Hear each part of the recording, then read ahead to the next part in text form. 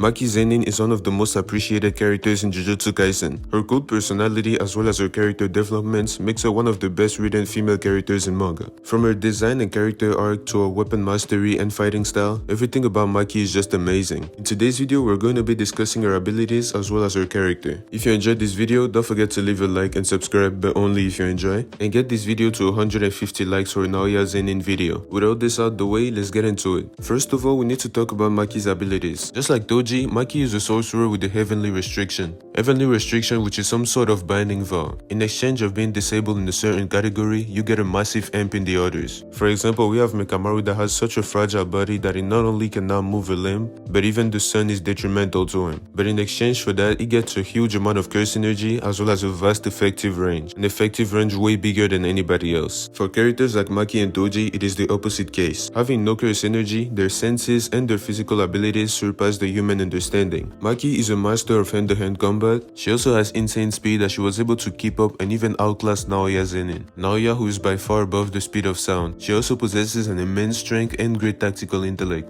Her endurance is also nothing to be played with as she was able to take hits from Jogo. Jogo, who was probably the strongest in the Shibuya incident, aside from characters like Gojo, Sukuna and Kenjaku. I know some people would say that Mahito is stronger, but not only that's not until the very end, but also because it is still debatable. Mahito was for sure going to surpass him, but it doesn't guarantee that he was stronger than he was. As we need to remember, we were never able to see Jogo's full power against anything else. All he ever fought were Gojo, Sukuna, or battles that were too easy for him. We never actually got to see the extent of his power in a realistic setting. And it is Jogo that burned Maki and left all those scars on her body. And surviving that simply says a lot about her durability and curse tolerance. Now we need to talk about Maki's weapons mastery. Even at the beginning of the series, her weapon mastery was already crazy. People tend to forget that for the simple fact that she weren't that strong. So not seeing her do much damage to Hanami and things along those lines kinda made people forget how talented she was with any sort of weapon. But even in the Goodwill event, she always knew what she was doing with any weapon she was using, breaking her own weapon in two and using it differently, taking Miwa's sword and using it way better than its owner, using Playful Cloud against Hanami and even switching weapon with Megumi mid-fight, which also shows that Megumi is not bad either as he is able to keep up with her movement. And by far her best weapon is a split soul katana, weapon that was left behind by her sister Mai. By using her construction technique, she is able to create a special great tool in exchange of her own life. And this weapon is insane as it directly targets the soul, ignoring any sort of durability. And it is an exact replica of the split soul katana, the weapon that Toji used to have. This is all I have to say about her abilities. Now it's time to talk about her character. Ever since her birth, Maki has always been oppressed, not only by her clan but also by the Jujutsu society as a whole. For example, there is the fact that she stayed a grade 4 sorcerer even though she was way stronger than that, or even the fact that her family had no respect for her or her sister. In the Jujutsu world, being born as twin is seen as disgraceful. The same rules as a binding vow apply in this situation as well. To gain something, you have to sacrifice something. In the Jujutsu world, being born as twin is like being one person, both of them being only half of a person,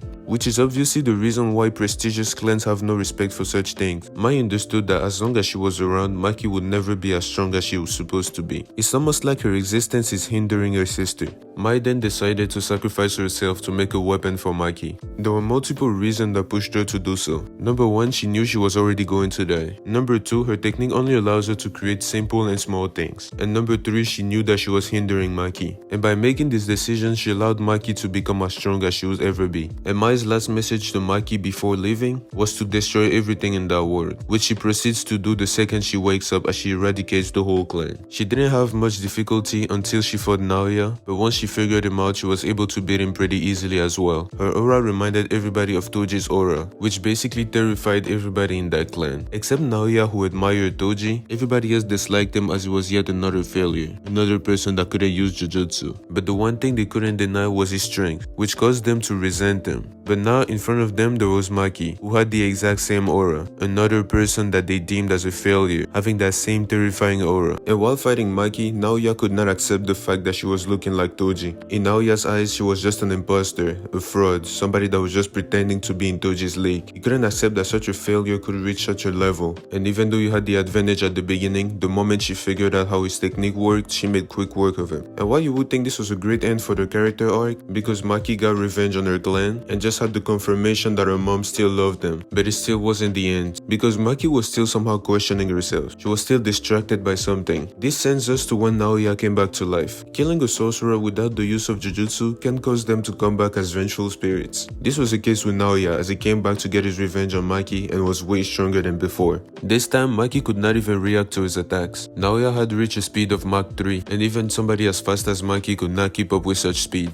Until two calling games players intervened. The first one being obsessed by sumo, and the second one being obsessed by his katana. The first thing Maki noticed is that the swordsman was not able to see the curse, but even without seeing the target, he was able to swing his sword better than Maki could ever do it. Maki was not understanding how he was able to perform such feat. I was wondering what is the difference between her and Toji. What was setting Toji apart? What made him the legend that he was? She knew she had the potential to be like him, but she didn't know how to reach such potential. But she could not understand what the swordsman was saying. It was simply too abstract for her to understand. She then got put in a simple domain by Mio, the sumo guy. In Mio's domain, time is way faster than in real life, meaning that however long they took within the domain was below 1 minute in real time, giving Maki the time to learn everything she needed to learn. And this is what's interesting about Maki's character, is that she never considered anybody her teacher, and it wasn't even because she was too prideful or anything along those lines, but she never saw the point of relying on somebody else to get stronger. She felt like her own training was enough to get her as strong as she was supposed to be. But this was the first time where she actually felt like she was learning something from somebody else. Mio explained to her what state she needed to be in, what she needed to do to fully concentrate, to stop thinking about the distractions and actually reach freedom. That freedom is what was setting Maki and Toji apart. The second she understood that, she managed to beat Mio in the sumo fight. Sumo fights that she kept losing repeatedly. But all of a sudden, after learning that, she was able to do that. After coming out, not only she had a smile on her face, meaning that she was no longer questioning about anything. She truly felt free, but she was also able to outclass Naoya's speed. She was able to move and dodge mid-air, which is supposed to be normally impossible. But the freedom that she reached through heavenly restriction and her state of mind would allow her to do such things. But this is when we get into the most broken part of heavenly restriction. As Naoya uses his domain expansion and has everybody in the chokehold, Maki alone appears behind him and stabs him in the back. The simple reason being that since she has no curse energy, there is nothing to track. The sure hit of a domain expansion doesn't hit inanimate objects. It only tracks people with curse energy and then attacks them. Maki and Toji having no curse energy are simply like inanimate objects in the domain, meaning that the domain sure hit cannot track them or catch them. And even though it is kind of a broken ability, I don't see it as a problem, because not only it all makes sense, but it is also a way to put Maki on the same level as everybody else. Possessing curse energy grants a lot of benefits, and what matters in a jujutsu fight is whatever can counter your opponent, meaning that certain jujutsu abilities will be straight counters to others. But if there is no jujutsu ability in play, there is no counter to that one. And her having such great physical strength that she's able to compete with other jujutsu sorcerers, that only shows how great of a condition heavenly restriction is. At the end, this was a perfect conclusion for Maki's character arc, because even though she managed to avenge her sister and defeat the Zenin clan before, there was still something missing. She didn't accomplish everything she needed to accomplish. She still had a lot of questions, and there are still things that we needed to learn. But now that she's reached absolute strength as well as freedom, which means reaching Toji's level, she is now able to talk to Mai for the last time, thanking each other for everything and finally realizing what she was missing. When we first meet Mai at the beginning of the series, we simply think that she is like the other members of the Zenin clan, somebody that will disrespect Maki for the simple fact that she cannot use jujutsu.